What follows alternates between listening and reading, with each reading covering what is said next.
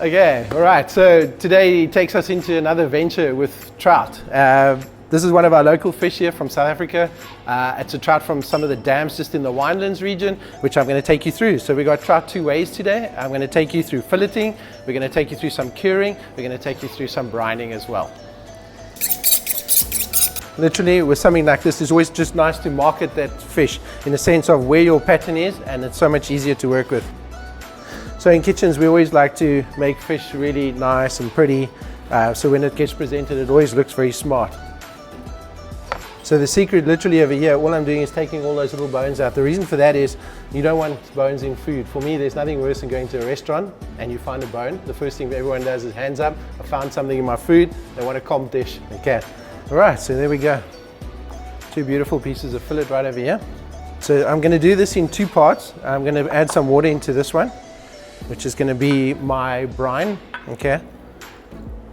So I've just put some cold water, obviously, because if you put hot water, it's going to mess up the fish. So what we want is a nice kind of 5% solution.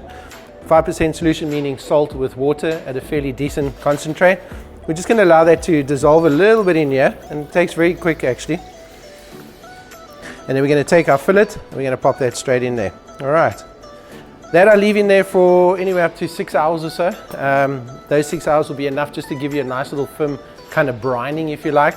Then for the second piece, we're going to cut these into strips. All right, so what I do is put it on the board. And what I'm going to do here is create sort of like a little ballantine, if you like. And we're going to put some seasoning on there. So just going to give it a nice little season. And you'll also find that the fish itself carries a bit of a stickiness, a nice little jelliness in there, being the trout that it is.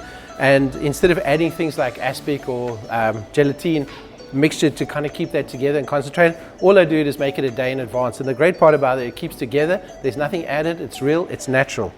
Okay, just a bit more in there. So this will almost be like a sort of a grab-relaxed angle that we want to take on here, where we actually allow some of the moisture to come out and then also just give you that salting aspect to it. I'm going to put this together into our little roll. In this case, you can actually pull it. It doesn't look like I'm putting much pressure on here, but we actually pull this quite tight. And you'll see over a day or so, it will actually set very nicely. Okay. And then all we do is we pinch the ends here and the ends on that side, so it gives you a really nice firm finish on there. And we just pull that through. We'll do the same this side. This is kind of your control, where you can actually get a lot of that pressure on there and basically build it into a beautiful little roll that we're looking for.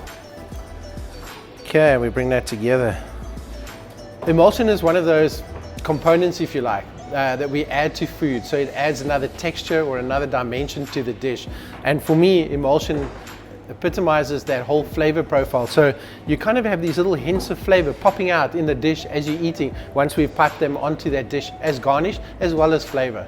In this combo over here, I've already added some milk in there, I've added some garlic in there, and then we're going to use a little bit of oil in there. So you can use standard veg oil or sunflower oil, work equally well.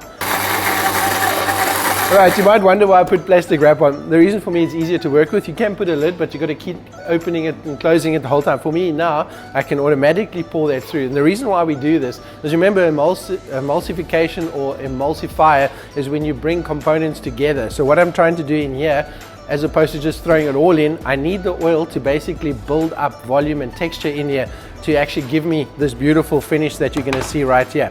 So the texture that you're looking for is this kind of nice firm sort of finish to it, so that we can actually use it on the plate. Bit of seasoning in there, it's very important.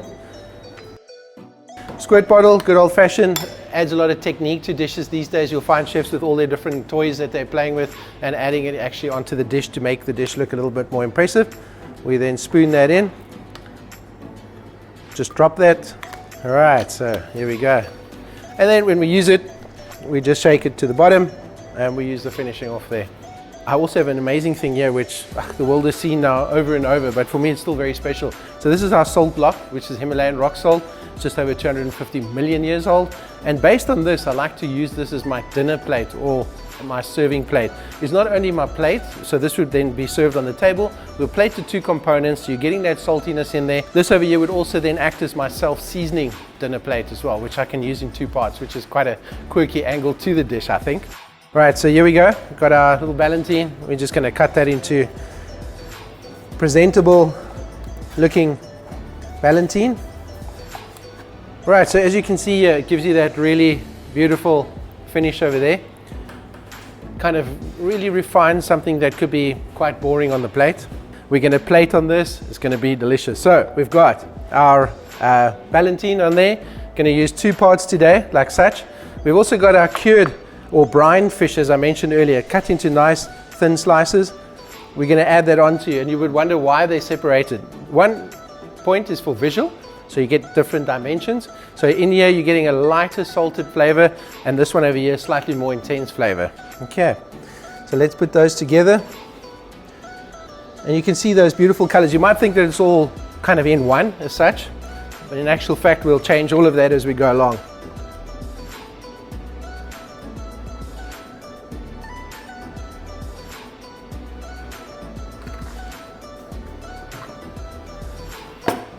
All right, so it's coming together.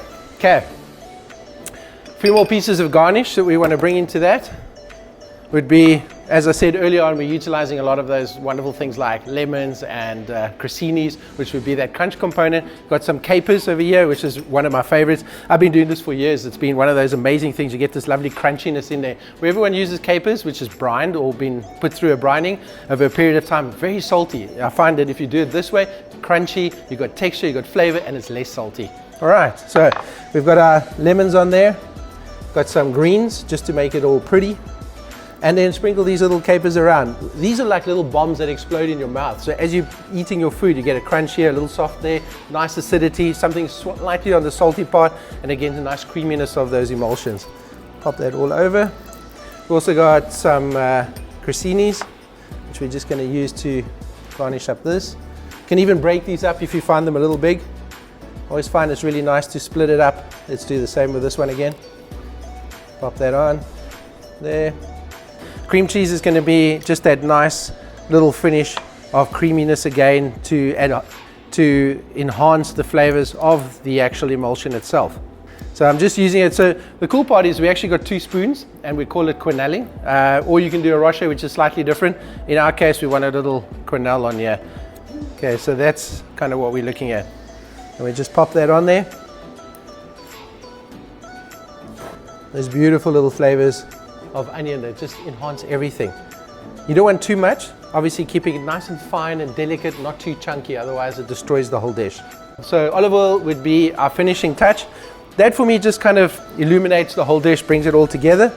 Just a nice little lovely sprinkle over the top, and a bit of black pepper, of course, just to kind of finish that off.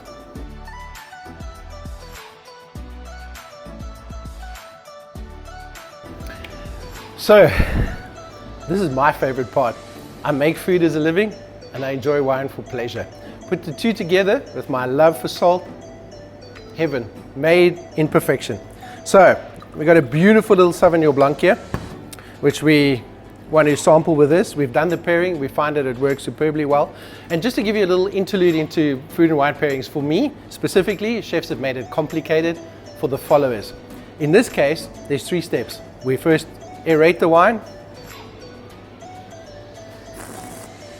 taste it, almost take like a kind of a photograph of this on your palate so you remember that exact flavor.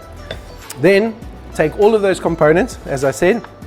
We take some of our trout, which we ballantine, some cure, a little bit of emulsion, caper, onion, some leaves, a little bit of crunch, and a little smear of cream cheese. Again, all together is so important to make this shine. The big secret is food and wine pairings is that the wine shines once we've eaten the food. So now we taste. That is so good.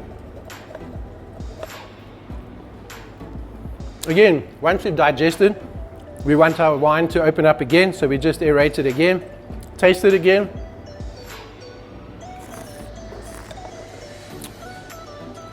And what you should actually get in your mouth is literally the same flavor that wine was when we first tasted it. With the food interaction, needs to be the same again after it. That for me is a food and wine match made in heaven. All right, so you've seen that. It's easy, simple. I want you to take some protein and dish componentry, take some wine, take some beautiful salt, doesn't matter what it is, go home, experiment, and have some fun.